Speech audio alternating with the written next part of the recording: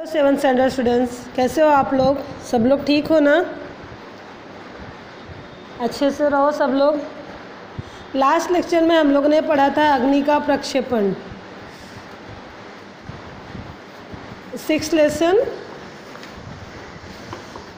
पृथ्वी से अग्नि तक। आज हम लोग पढ़ेंगे जहाँ चाह वहाँ राह। ये एक नाम मुहावरा भी है। जहाँ चाह वहाँ राह का मतलब क्या होता है? जब हम लोग किसी चीज़ के लिए कोशिश करेंगे तो वो चीज़ हमें अपने आप जो है मिलती जाएगी। इसके लेखिका है अनुराधा मोहिनी। इस लेसन में उन्होंने क्या बताया वो जानने से पहले हम लोग उनके बारे में थोड़ा सा जानते हैं। अनुराधा मोहिनी जी का जन्म हुआ था 21 सितंबर 1961 में।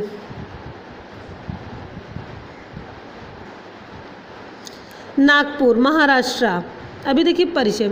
अनुवाद के क्षेत्र में अनुराधा मोहिनी जी ने अमूल्य योगदान दिया है तथा आपने अनुवाद, विविध पारिभाषिक कोशों की निर्मित में सहभाग, वैचारिक एवं ललित पुस्तकों का संपादन किया है। जो ये थे ना, इन्होंने अनुराधा मोहिनी जी ने अनुवाद मतलब ट्रांसलेशन के इसमें जो है बहुत ज़्यादा अनुवाद का उनका बहुत ज़्यादा ये था। उन्होंने राइटिंग के उसमें भी बहुत ज़्यादा अपना योगदान दिया, उनका बहुत ज़्यादा योगदान है।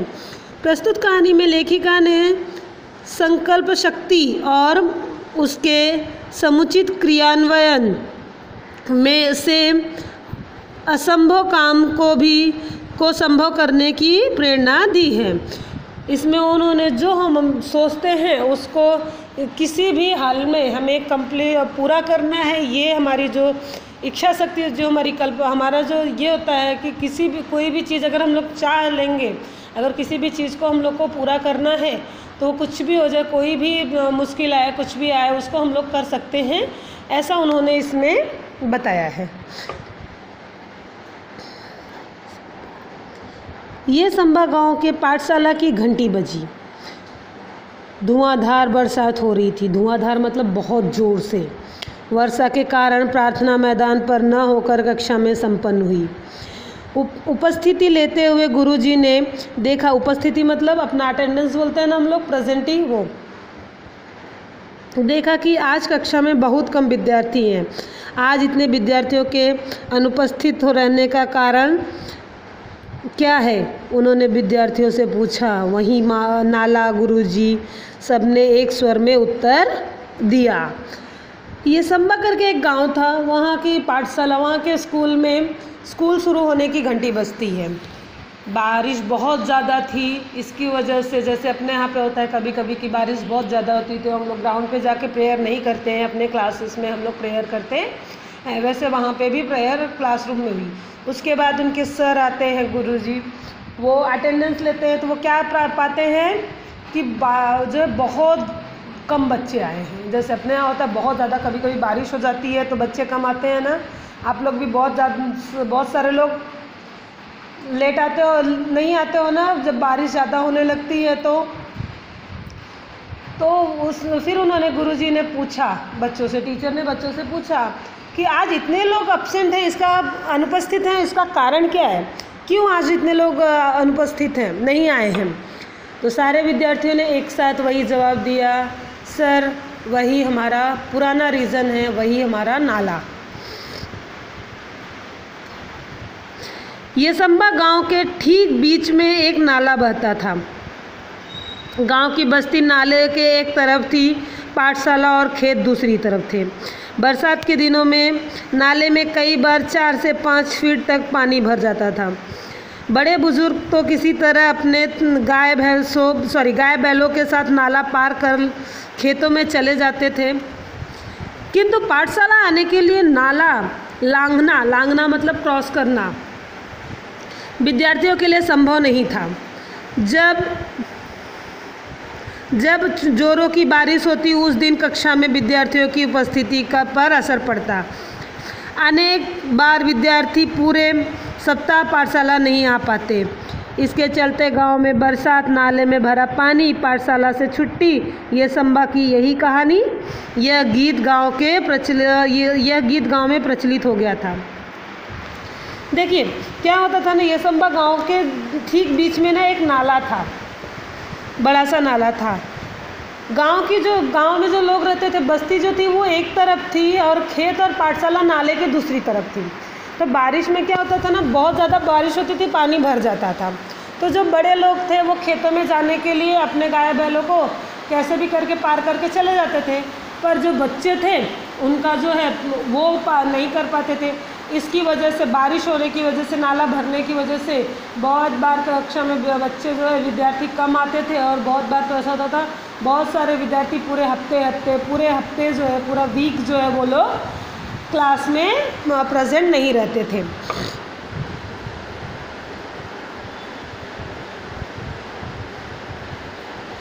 और गांव में ना इस पे एक गाना फेमस हो गया था, गांव में बरसात, नाले में भरा पानी, पाठशाला से छुट्टी, ये संभा की यही कहानी करके जो है ये गाना जो है पूरे गांव में जो है फेमस हो गया था। प्रचलित होना मतलब फेमस होना, प्रसिद्ध होना।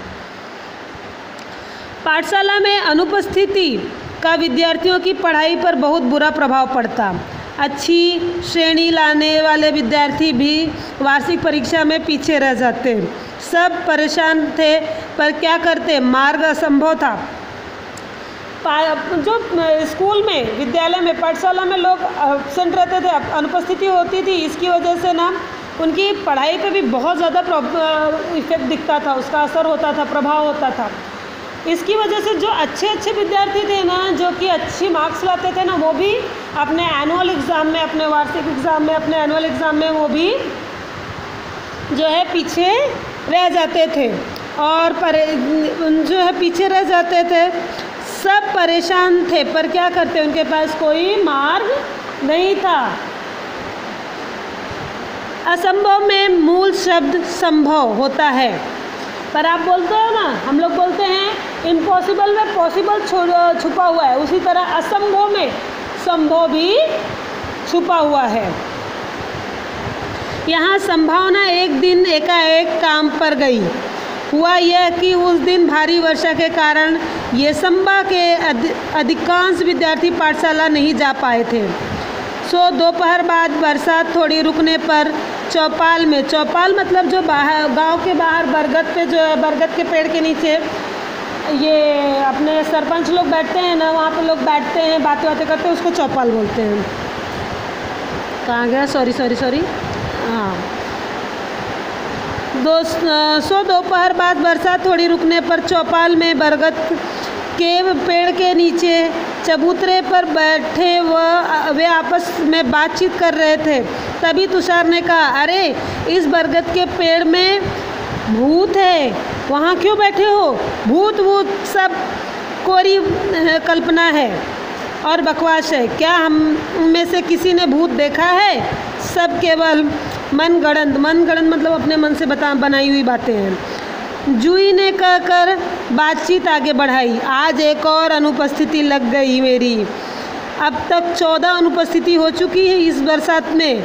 उज्ज्वला ने परेशानी भरे स्वर में कहा। मेरी तो कुल उपस्थिति ही शायद 14 होगी, शुभम ने कहा। तो सब हंस पड़े। लेकिन क्या हम हर बरसात में ऐसे ही चर्चा करते रहेंगे और अपनी पढ़ाई का नुकसान होने देंगे? क्या हम ऐसे ही हाथ पर हाथ धरे बैठे रहेंगे? हाथ पर हाथ धरे रहना मतलब कुछ ना करना। आशीष ने गंभीर स्वर में पूछा, हम कर भी क्या सकते हैं? हम तो बच्चे हैं। तुषार ने कहा। सच कहा तुषार तूने। हम बच्चे कर भी क्या सकते हैं?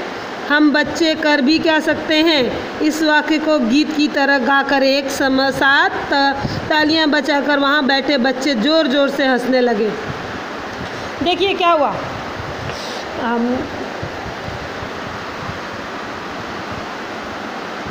यही संभावना एक दिन एकाएक काम कर गई।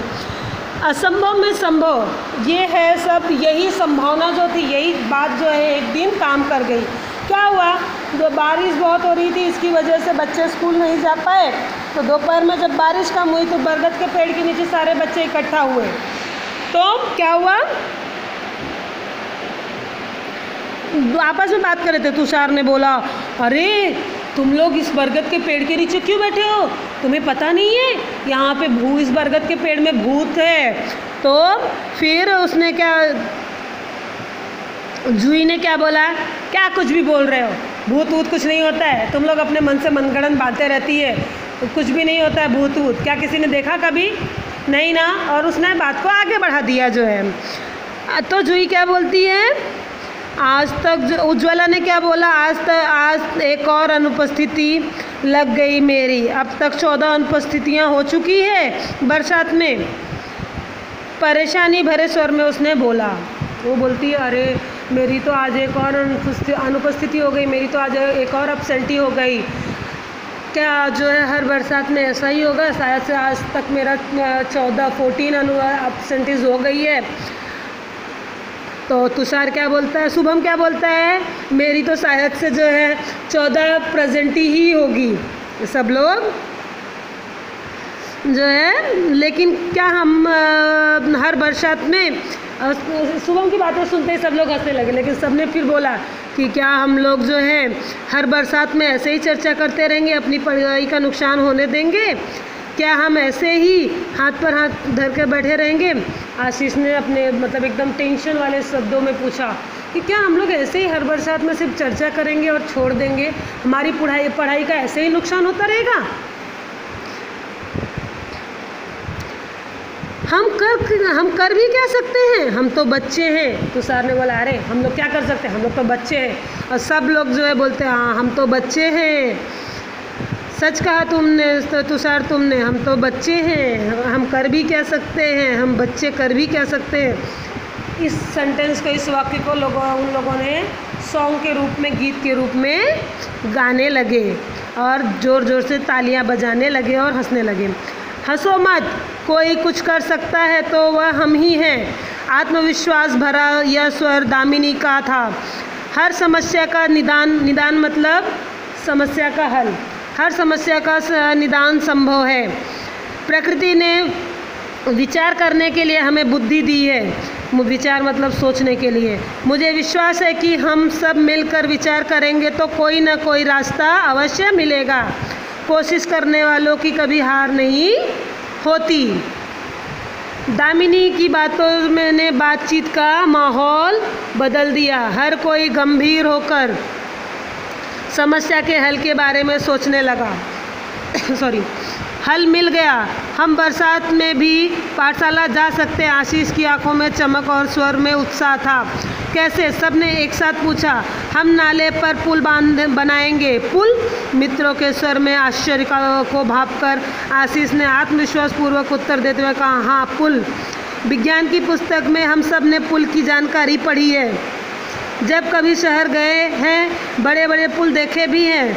अंतर्जाल से हम जानकारी भी, अंतर्जाल मतलब इंटरनेट से हम जानकारी भी प्राप्त कर सकते हैं। गांव का नाला बहुत ज़्यादा चौड़ा नहीं है, हमें लगभग 10 फीट का पुल बनाना होगा। क्या बोलते हैं उसमें, दामिनी क्या बोलती, हंसो मत तुम लोग, हम लोग अगर कोई कुछ कर सकता है ना तो वो हम लोग ही हैं। हम लोग जो है, हम ही समस्या के, हर समस्या का समाधान होता है, हर समस्या का, हर प्रॉब्लम का सॉल्यूशन होता है। प्रकृति ने, नेचर ने हमें जो है सोचने के लिए बुद्धि दिया है, दिमाग दिया है, माइंड दिया है। हम लोग को, मुझे विश्वास है कि हम लोग को अगर सोचेंगे तो कुछ ना कुछ रास्ता ज़रूर मिल जाएगा। अगर हम लोग कोशिश करेंगे तो हमें सफलता मिलेगी।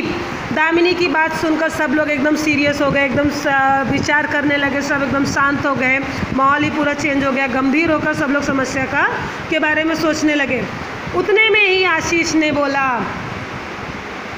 हल मिल गया, सॉल्यूशन मिल गया, अब हम लोग स्कूल जा सकेंगे प्रतिदिन जो है, बारिश में भी बरसात में भी। आशीष की आंखों में एक चमक था। जैसे ये बात सुनी सब ने पूछा, कैसे, हम कैसे जाएंगे हम लोग?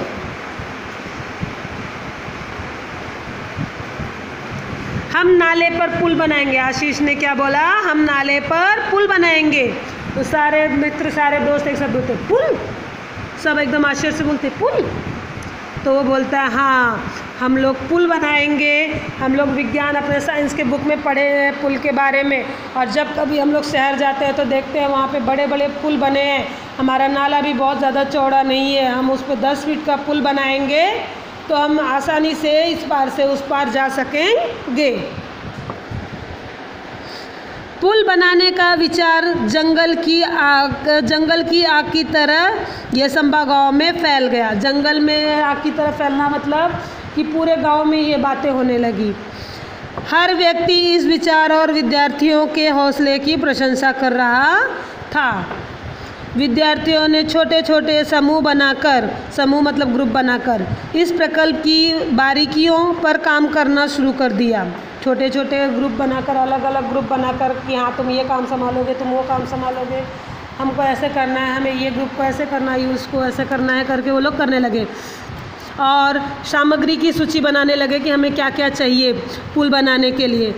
सामग्री खरीदने के लिए, चीज़ें खरीदने के लिए उसके सब लोगों ने 20-20 रुपये कलेक्ट करना आरंभ किया। अब तक पाठशाला के शिक्षक और गांव के लोग भी सहायता के लिए आगे आ चुके थे। और जब बच्चों की ये बातें सुनी तो सारे गांव के लोग और जो पाठशाला, जो स्कूल के शिक्षक थे, टीचर्स थे, वो भी उनके सपोर्ट में आ गए थे। देखते देखते जो है सारी चीज़ों के लिए, सामग्री के लिए आवश्यक राशि मतलब पैसे जमा हो चुके थे। बुजुर्गों का अनुभव, युवाओं की शक्ति, विद्यार्थियों का उत्साह, सब साथ मिलकर काम कर रहे थे। संगठित मतलब एक साथ मिलकर प्रयासों से काम आकार लेने लगा।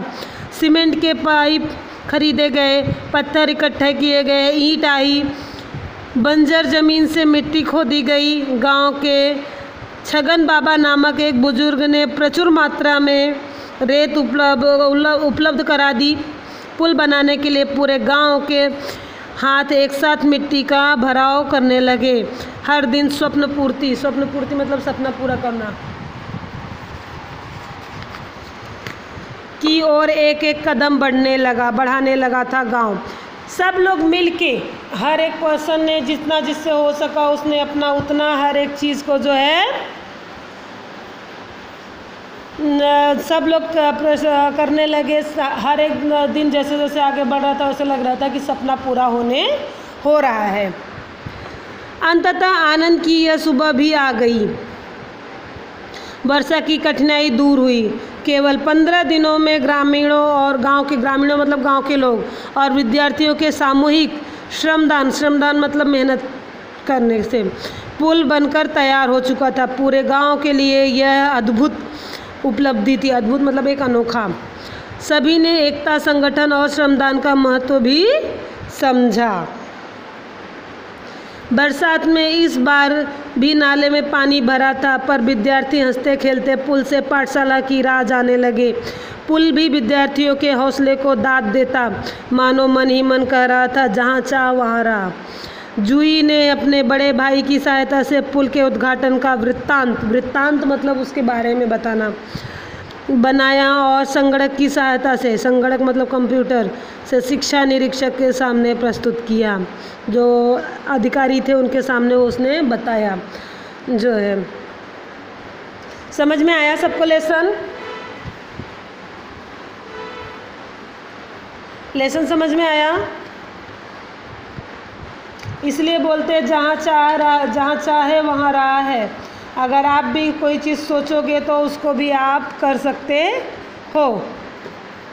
आपको अभी होमवर्क करना है, जो मीनिंग्स है वो लिखने हैं। ये जो आपके टेक्स्ट बुक में क्वेश्चन आंसर्स है वो लिखने हैं, राइट करना है।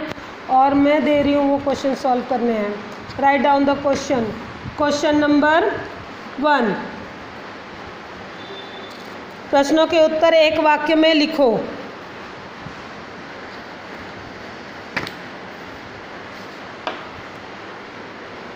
गांव की पाठशाला में प्रार्थना कक्षा में क्यों हुई?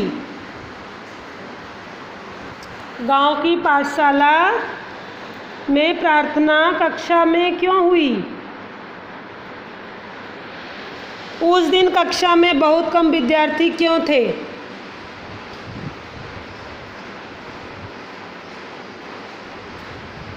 तीसरा, कौन सा गीत गांव में प्रचलित हो गया था? कौन सा गीत गांव में प्रचलित हो गया था? फोर्थ वन, पुल बनाने के लिए सामग्री खरीदने के लिए कितना पैसा एकत्रित किया गया?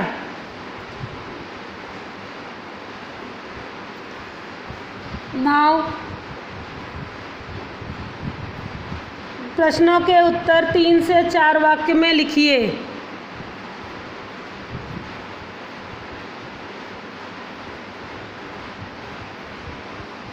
कहानी के शीर्षक की सार्थकता बताओ। कहानी के शीर्षक की सार्थकता बताओ। दूसरा, इस कहानी का सारांश लिखो।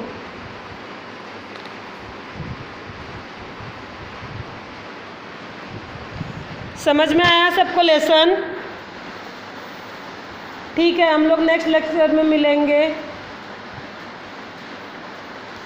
Bye bye, take care.